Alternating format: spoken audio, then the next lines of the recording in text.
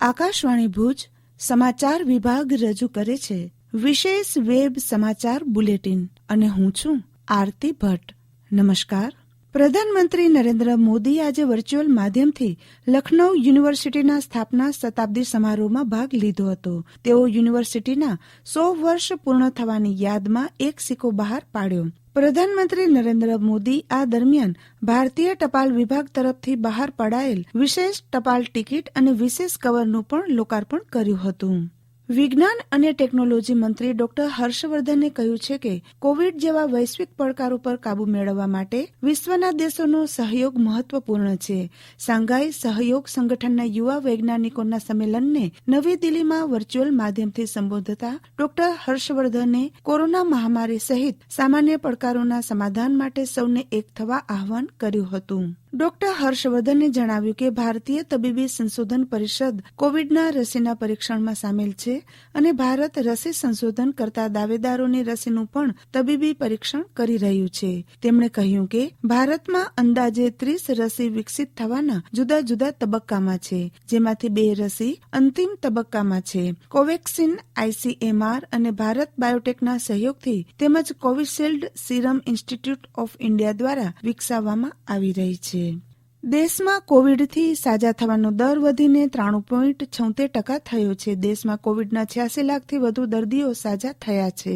છેલ્લા 24 કલાકમાં કોરોનાના 38,000 નવા દર્દીઓ નોંધાયા છે, જ્યારે 42,000 લોકો સ્વસ્થ થયા છે. દેશમાં આ સમય દરમિયાન કોરોનાના 4,38,000થી વધુ દર્દીઓ છે. આરોગ્ય મંત્રાલયના જણાવ્યા અનુસાર 26 રાજ્યો અને કેન્દ્રશાસિત પ્રદેશોમાં સંક્રમિત લોકોની સંખ્યા 20,000થી ઓછી છે.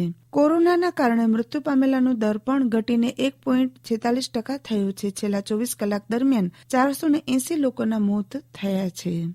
કેન્દ્ર સરકારના પેન્શનધારકના હયાતીનું પ્રમાણપત્ર જમા કરાવવાની મુદત સરકારે આવતા વર્ષની 28 ફેબ્રુઆરી સુધી લંબાવી છે. આ પહેલા હયાતીનું પ્રમાણપત્ર જમા કરાવવાની મુદત 1 નવેમ્બરથી વધારીને 31 ડિસેમ્બર 2020 સુધીની કરવામાં આવી હતી. પેન્શન અને કર્મચારી બાબતોના મંત્રાલયને ઘણા પેન્શન ધારક સંગઠનોએ પત્ર દ્વારા રજૂઆત કરી હતી. ઉપરાંત વ્યક્તિગત ધોરણે પણ કોરોના મહામારીના સમયમાં ઉંમરલાયક વ્યક્તિઓને હયાતીના પ્રમાણપત્ર જમા કરાવવાની મુદત લંબાવવા માટે રજૂઆત કરાઈ હતી. મંત્રાલયે જણાવ્યું હતું કે કેગ સાથે સલાહ સૂચન પછી પેન્શન ધારકોના હયાતીના પ્રમાણપત્ર જમા કરાવવાની મુદત વધારવામાં આવી છે. આકાશવાણી ભુજ કેન્દ્ર બંધ થવાની વાત માત્ર અફવા જ છે. આકાશવાણી કેન્દ્ર ભુજની સેવાઓ ચાલુ જ છે તેવી ચોખવટ પણ પ્રસાર ભારતી દ્વારા કરવામાં આવી. આ કેન્દ્ર ચાલુ રહેશે તે માટે પ્રસાર ભારતી અને સંબંધિત મંત્રાલયનો આભાર વ્યક્ત કરતા ગુજરાત રાજ્યના રાજ્યમંત્રી શ્રી વાસણભાઈ આહિરે આ પ્રમાણે જણાવ્યું હતું.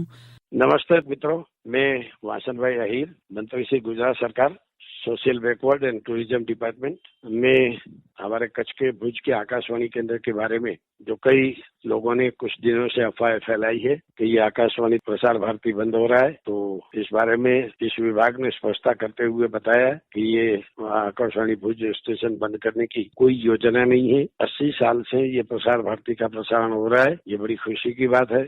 80 साल से हमारी बॉर्डर की रक्षा करने वाले, बॉर्डर पे रहने वाले लोगों को भारत के दर्शन करने के लिए, भारत की रोज बरोज की खबरें सुनने के लिए एकमात्र अगर जो हमारे पास कोई साधन हो तो वो आकाशवाणी है. हमारा बॉर्डर का जिला है और बॉर्डर पर रहने वाले लोगों को एकमात्र कोई खबरों की आपले होनी हो तो वो प्रसार भारती रेडियो के द्वारा देश भर की खबरें सुनने के लिए मिलती है. ऐसी ये अकल्पनीय सुविधाएं भारत सरकार की द्वारा दी जाती है.